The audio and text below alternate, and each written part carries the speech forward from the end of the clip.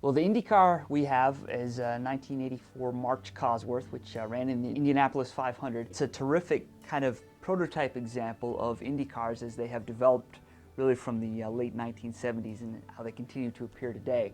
Engineering went into really sophisticated directions by the late 1970s, where it's no longer kind of empirical testing, going out seeing what works on the track. They start modeling these things with computers, and they can anticipate how things are going to perform before they actually test it in the real world.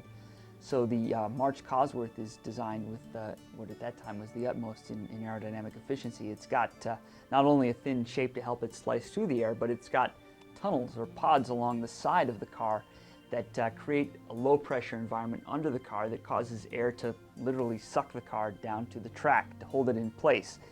And that made a lot of difference in terms of the performance of those cars. They can now take the corners at faster speeds without worries about flipping over or running off the track. And as I say, all Indy cars to this day continue to use that principle to help them perform.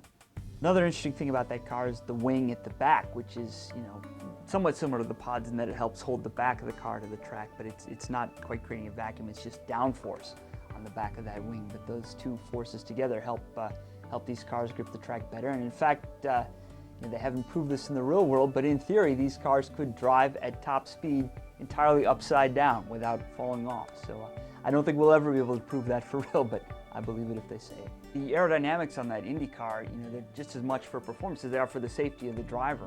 Into the early 70s, it was just deadly out there racing.